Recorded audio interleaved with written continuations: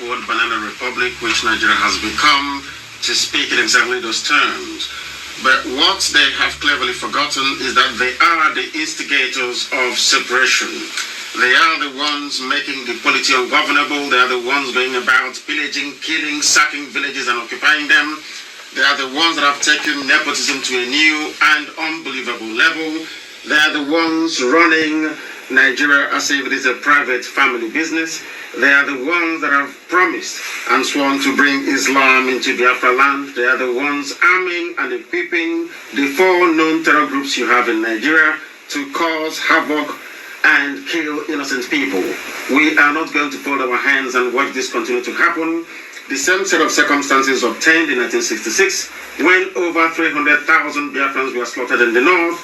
That led to the declaration of the state of Biafra in 1967. This time around, we are far more prepared, far more knowledgeable, far more aware, and far more exposed to allow the same thing to happen to us again.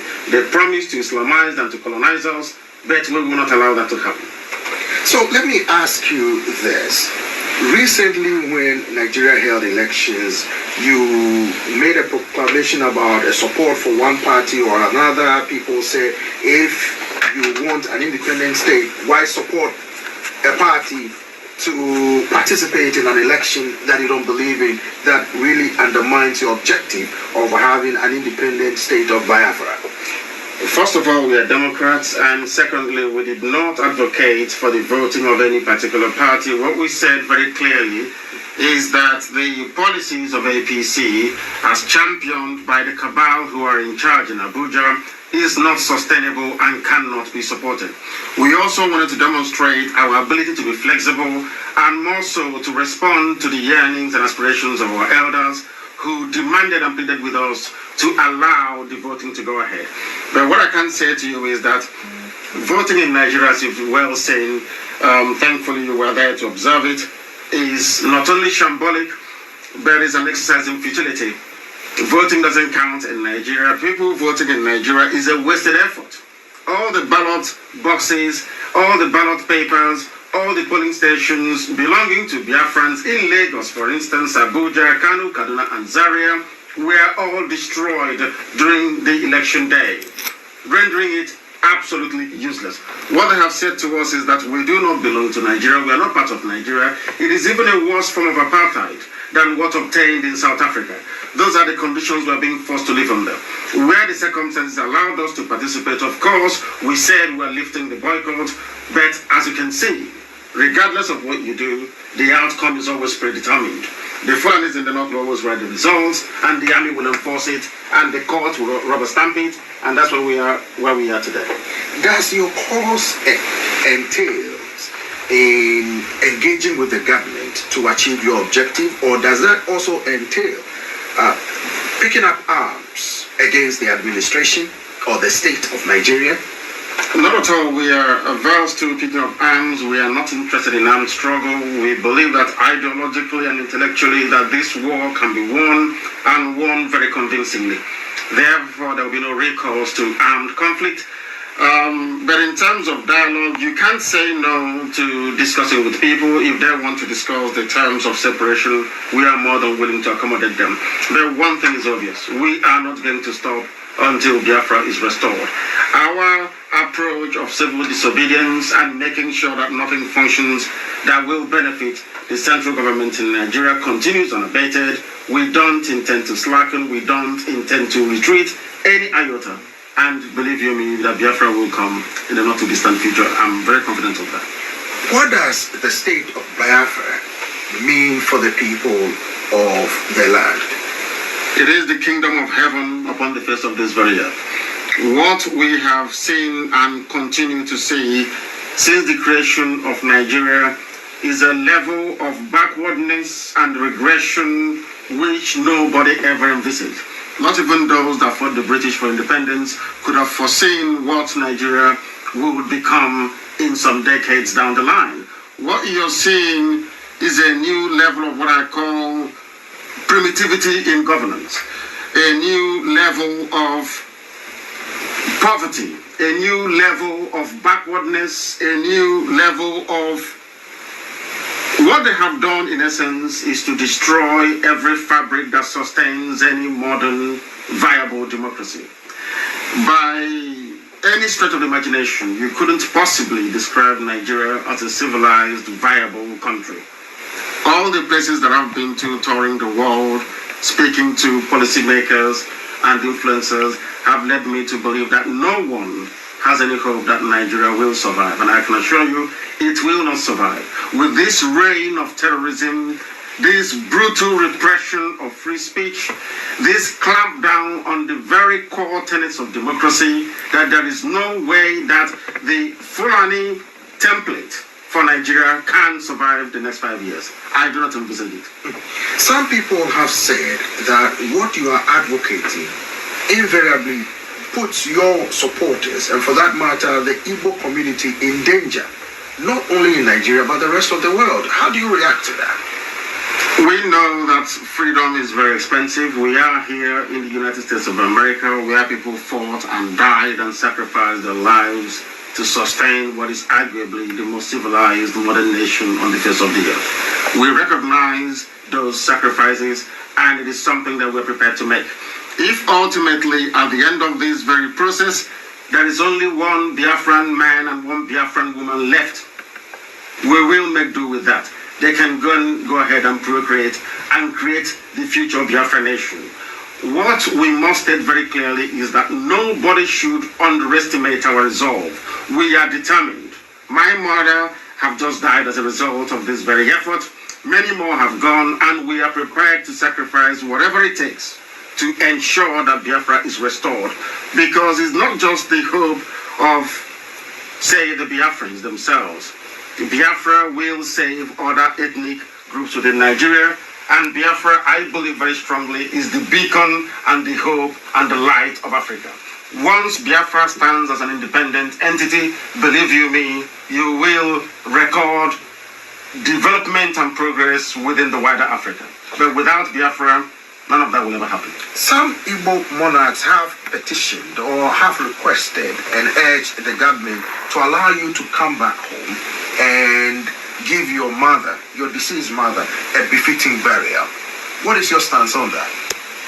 My mother died as a result of the agitation for Biafra, and she made it very clear when she was alive that anything that I have to do to ensure that Biafra is restored is what I must do. And asking anybody to allow me to go back home to bury my mother is not part of that plan and is not part of that agreement. I have not asked anyone to speak to or lobby anybody on my behalf, and I will not, and I will not accept any, should it come across to me. What we are trying to say is this: I am not interested in going back to bury my mother, if that will entail the killing, disappearance, and extrajudicial torture, as they always do, against our people. We are not, I repeat, we are not going to do anything to jeopardize the lives of our people. But one thing is certain, that my mother will be buried. I may be there, I may not be there, but it will not come via the dictates or the permission of the Asoro cabal that currently run Nigeria.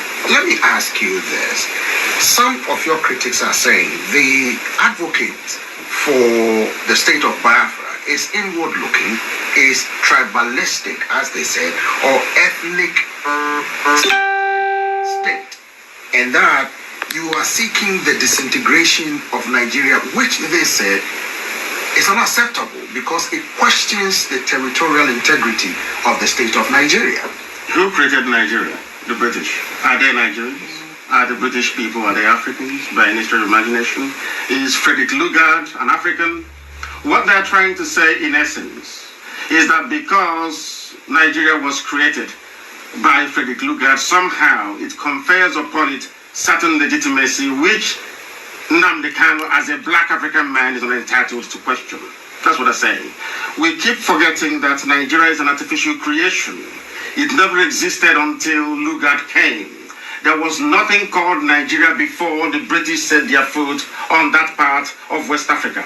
Therefore, what we are trying to do is to return us to the basics, to the way we were before they came. Some people have argued, and I would say not very convincingly, that we should just move on from here. The only thing you can give a name and it bears that name is your pet, either your cat or your dog. By accepting the name Nigeria, what we have done in essence is to say we are not capable of creating a civilized society by ourselves and for our people. Are you telling me I can go to Europe and create a nation in Europe? Are you remotely suggesting that I can come to the United States of America, carve out perhaps the state of California, and then give them whatever name that I like? Does Nigeria even have a meaning? Nigeria is a nigger area. That is the meaning of it.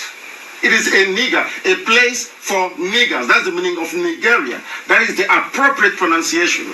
Are you suggesting that we should adopt such a name for our people? Why can't Africans come together and give themselves the name that they feel that they deserve?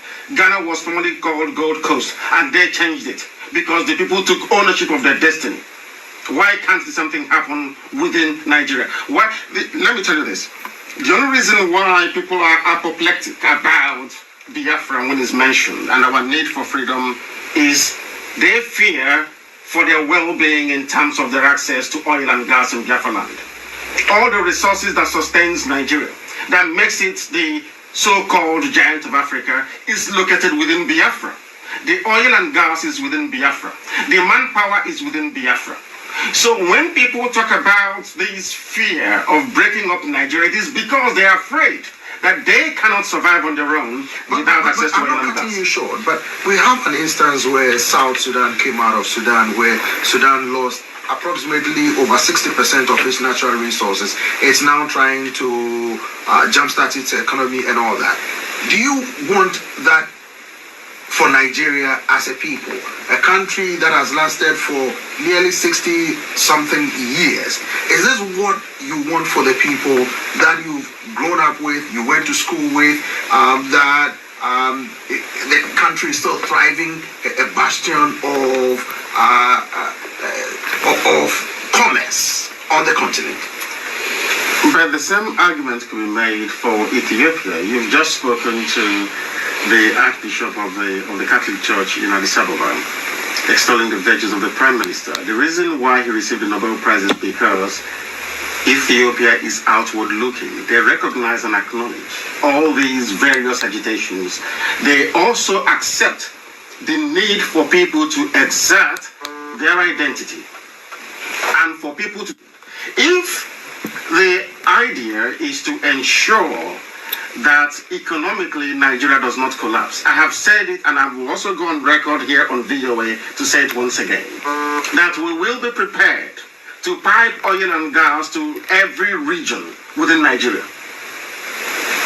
We are prepared to share the natural resources in Biafra land with all the relevant and component parts of Nigeria to demonstrate very clearly that our agitation has nothing to do with the economic emasculation of Nigeria, but has everything to do with our right as a people to determine where we want to go to. Ours is about self-determination, and our people must... You must also know that half of the Yoruba race is in Dahomey, in Benin Republic. That is the danger of having Europeans come to Africa to draw your boundaries for you. We are basically operating in this present day Africa, the boundaries drawn up in 1884 by Otto von Bismarck in Germany.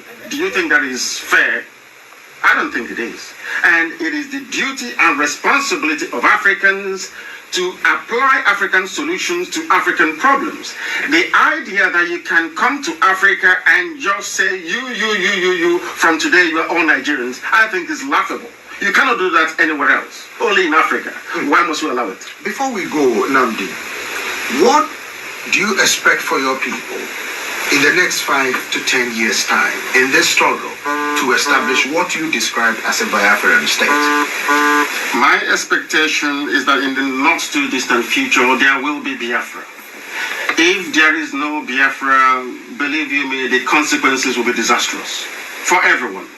The Middle Belt people are suffering. Even for the very first time, they're bringing their murderous carnage into the Yoruba land. I shouldn't call it Yoruba, actually. It's Oduduwa, because we've been told that Yoruba means something completely different. It's Odua. Now, they have come into the West. They have pillaged and have sacked the Middle Belt. And in Biafra land, as we speak, we are under attack. Continuing with one Nigeria means surrendering our land, our way of life, to an alien culture from the Sahel. It is not something we are prepared to countenance. I assure you this. No matter, regardless of what it would take to ensure the coming of Biafra, that is exactly what we are going to do. I do not see Biafra, in fact, to be honest with you, I see Biafra coming before the next 10 years. I can say that to you, very categorically. If Biafra doesn't come within the next 10 years, there will be no peace in that part of the world, because we cannot stand idly by and watch them rape our mothers, abduct our daughters, massacre and rape at will. It cannot just happen. No sane, sensible person will be able to withstand that. Everybody knows. I don't know why the media in the West doesn't talk about what is happening in Nigeria. You have the Fulani headsmen who have come with the full and total support of the Nigerian state to wreak havoc. The government has said that the government has stepped up efforts to increase security, bolster security in certain areas where Boko Haram and terrorist groups have been fighting. So the government is doing something about it. This is what the government is saying. Are you saying the government is not doing its job, which is constitutionally mandated to protect life and property? Where is Boko Haram operating? In the north, isn't it? Boko Haram is in the north. ISIS in West Africa in the north. Al-Qaeda in the Maghreb from the north. Fulani headsmen from the north. Only these people from the north is responsible for sponsoring 4 frontline terror groups around the world. Only them. And where do you have Operation Python Dance? In Biafra land. Where do you have Operation Crocodile Smile? In Biafra land. There is no singular military exercise going on in the north. They are running away from the battlefields. All the money that they get from the USA, all the military assistance they get from all over the world is geared towards suppressing civilian populations in the south. Nothing is happening in the north. When was the last time that VOA heard of any pitched battle between the Nigerian armed forces and the terrorists in the north? None. But they are down in the south, killing, pillaging, assisting, basically forming themselves as the vanguard for the terrorists to come in and take over. That is what is happening, and that's the reality on the ground. All the lies that the Nigerian government have been telling the whole world about how they are battling Boko Haram, we have been puncturing all of that. I've been in the US now for getting to over a week.